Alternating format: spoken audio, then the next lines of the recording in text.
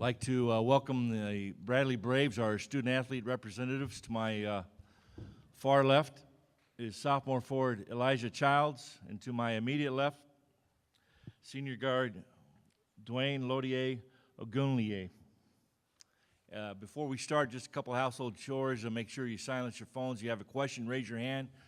Please give your name, media affiliate. No flash photography or video recording of any kind. At this time, we'll take questions for our Bradley Braves. Back row. Hi, Kyle Austin, Grand Rapids Press in Michigan. For either one of you, you guys started 0-5 in conference play. What are some of the biggest things that changed with your team to kind of turn things around after that point? We're going to start with Mr. Childs first, Elijah. I think one thing to just work with is just staying with the game plan, just staying together as a team, encouraging each other day by day, just staying in the gym as well. Just keep working hard. Coach said stay the game plan and stay level-headed, and we knew we would come out of the slump. It was just a matter of time, and that's what we did, and we got the job done. Dwayne? Yeah, kind of what Elijah said. We had a meeting. We spoke about the season as a whole, and if we still wanted to pursue, keep going, and finish off strong. Everybody was committed. We doubled down on our work ethic, and we just came together and committed to make a change, and we were able to do it from the first win and just keep the momentum rolling until we are now. Back row. Sort of following up on that, when was that meeting, Dwayne, and who led it, and was there a certain point that made you think, okay, we've got to get this turned around? And the second thing is, in addition to just kind of the attitude you took, did you guys also start playing at a faster pace or make some defensive changes around that time too? I know after we went 0-3, we sat down and spoke, but there was a big meeting after the fifth loss. It was just the seniors that kind of came together, as well as the rest of the players and the coaching staff, and we just sat down and we said, hey, this hasn't started the way we wanted to, but we still have time to change. And I don't think we really made major adjustments. I think we just concentrated more on the little things. We're a team that defends, rebound, and breaks well on offense. And we just really stayed true to ourselves, tried to maintain our identity. And once we got things clicking on one game, it just really started rolling, and the confidence grew. And once confidence grew, everybody started playing their roles even better than they were doing before. And that's what really helped.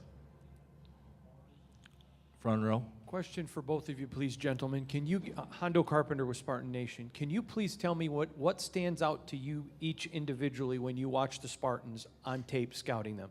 Start with Elijah. Just the way they run an offense, they play at that pace, they don't beat themselves, we got to come in and execute our game plan and play at our pace and do what we do.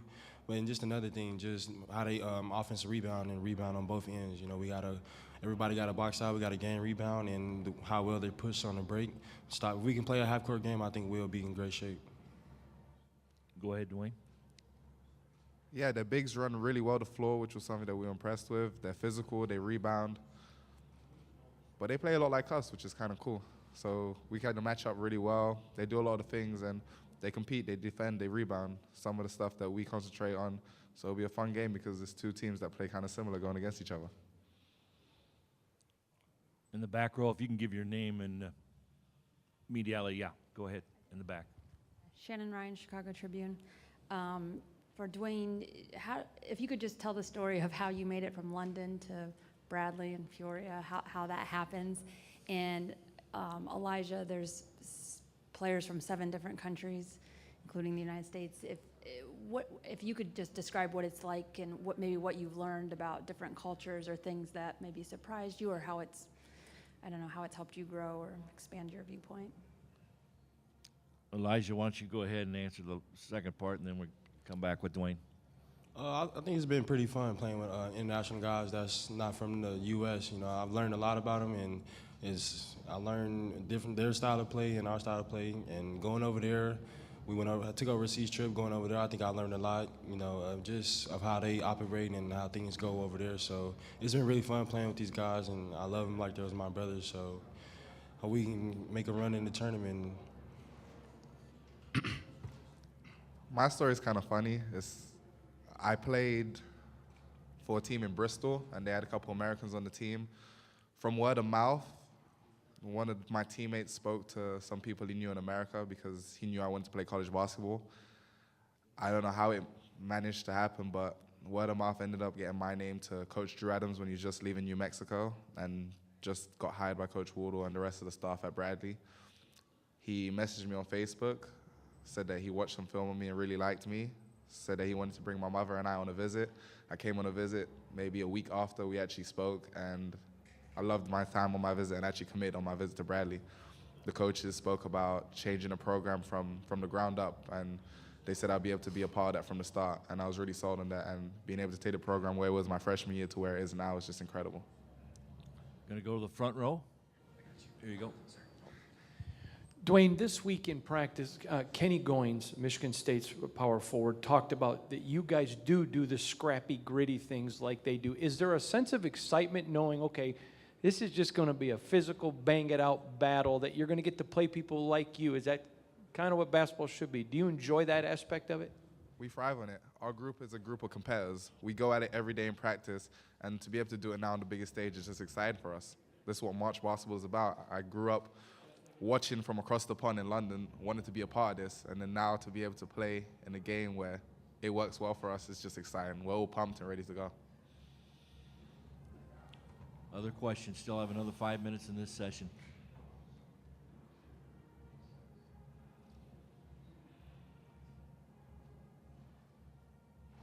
If there are no other questions, we're dismissed as student athletes. Again, the Bradley locker room will be open until 11:50. Thank you. Thank you.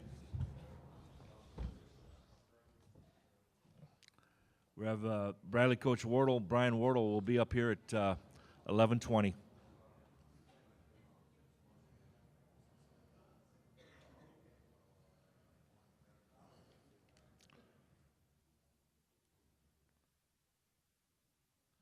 The Bradley locker room.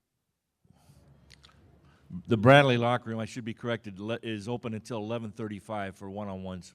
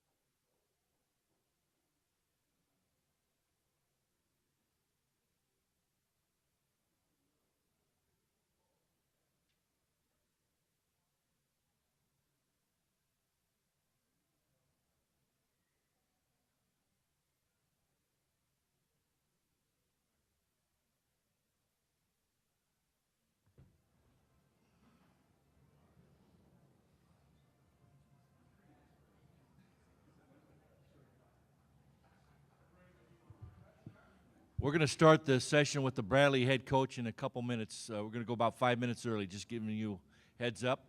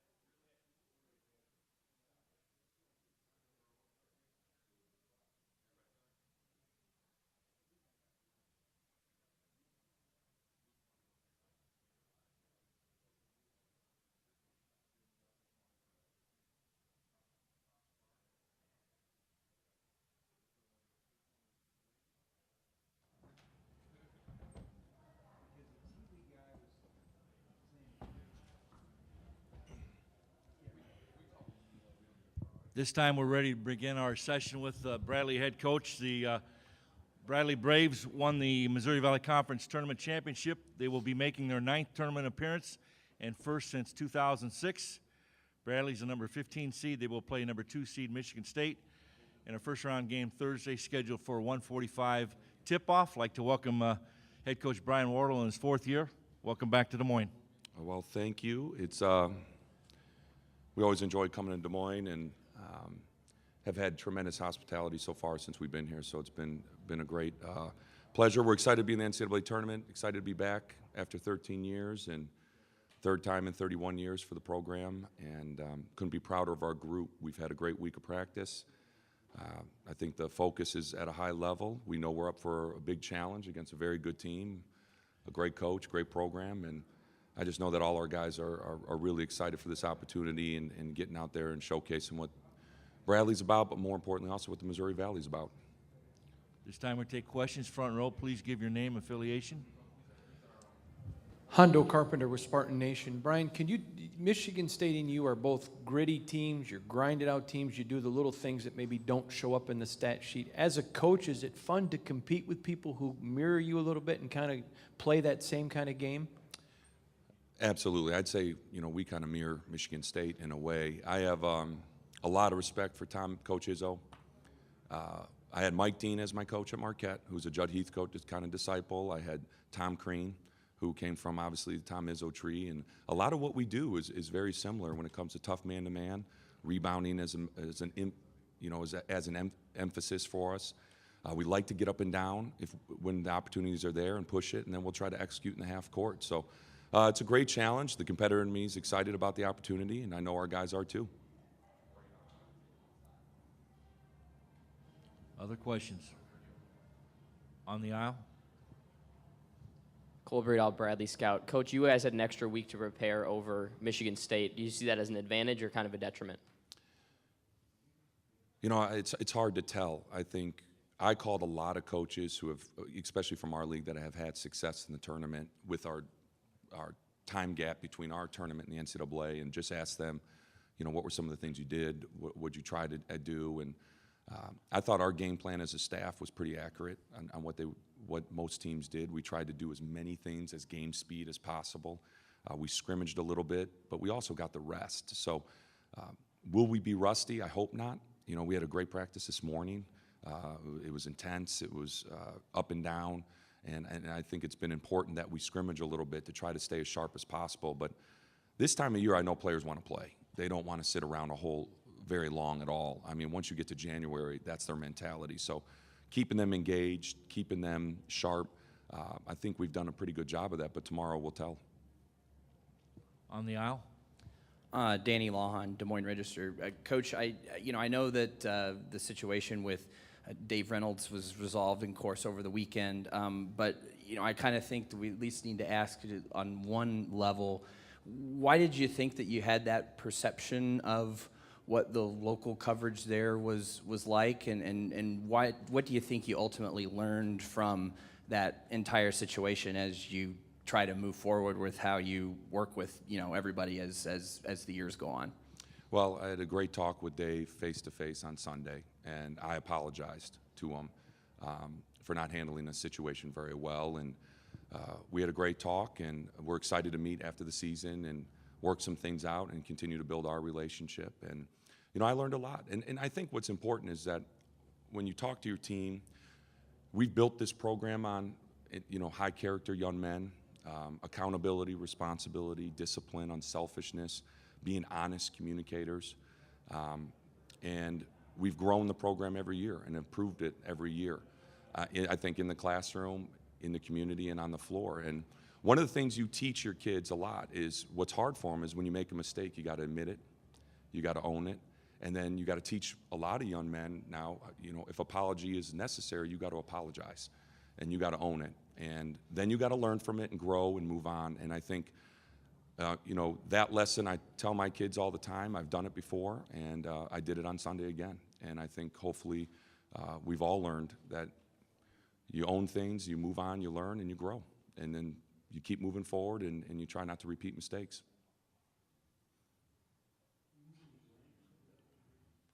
Other questions? Back to the aisle here.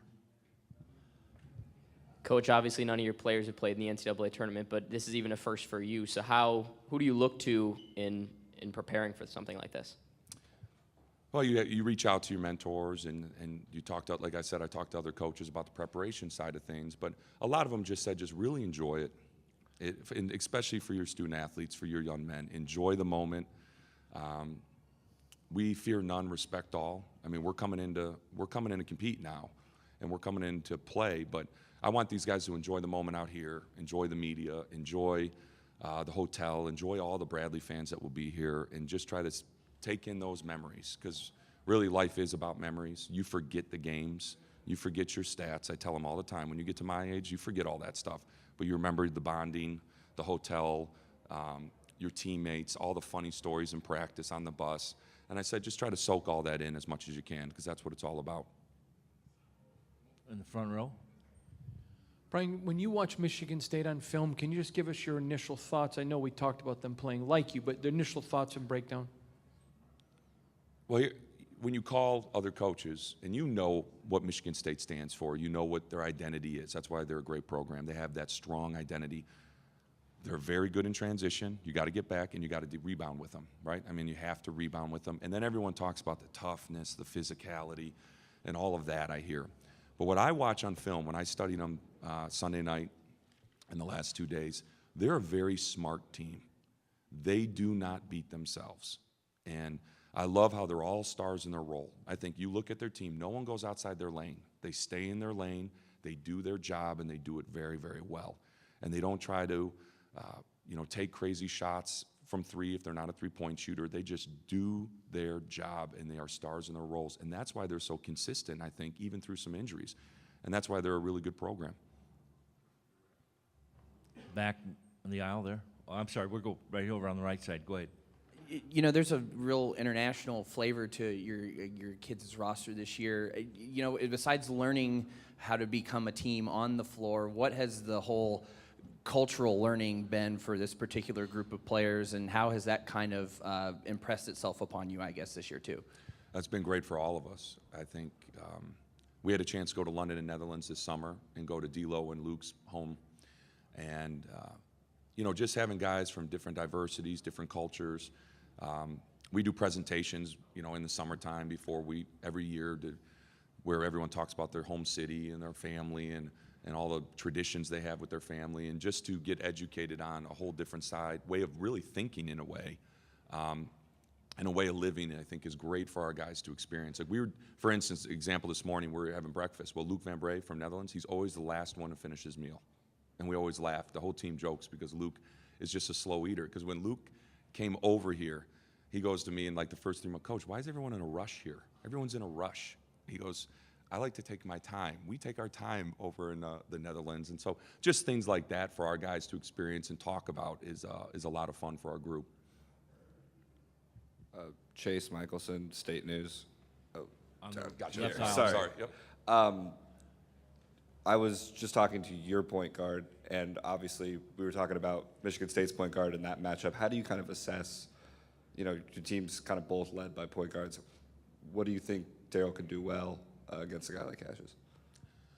Well, I think Daryl has drawn a lot of attention all year, and he's done an unbelievable job of handling not only the pressure of being our leading scorer and having the ball in his hands a lot, just getting double teamed, getting bigger, always getting the bigger, best defender on him every game on the perimeter and a bigger guard usually.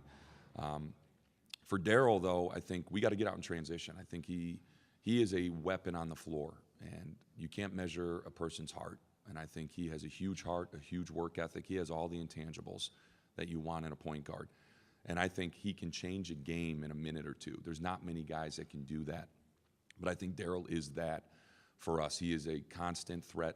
Anytime he's on the floor, he can rally off 3 or 4 threes in a minute or two, and he's done that for us throughout the year. So if we can set good screens for him, free him up a little bit, get him going, then usually the rest takes care of itself. But for Daryl, it's also all gas, no brakes. I always say that phrase all the time. And when he has the gas pedal down the whole game and never lets off, he's going to be productive. Go back to the left side aisle. Coach, obviously Lundy stepped up big for you in that game against UNI. You have a deep roster, but who do you look to if you find yourself down again, who are you going to look to step up like he did? Well, I think we're at our best when we play as a team. And we have very unselfish kids. Whoever's hot at the time, that's who they'll be talking about in the huddle. Let's get him the ball. Let's get him the ball. And that's how it was in the championship game. Everybody was saying, let's get L the ball. He's feeling it. And Lukeman hasn't been our main scoring threat the majority of the year, but that tells you kind of the type of group we have. And whoever's getting it going, whatever matchup we like, I think that's what we'll try to attack. Other questions? We still have 5 minutes in the session. Back to the aisle. Coach, obviously you got a pretty close draw to Peoria. How well do you think Peoria will travel here, and how will that benefit you?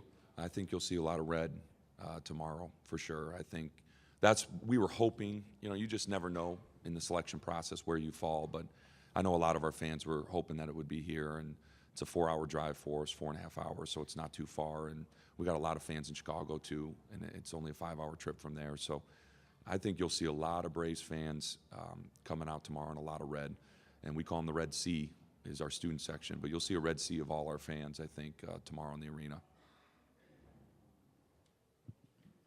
Back to the aisle there, left side.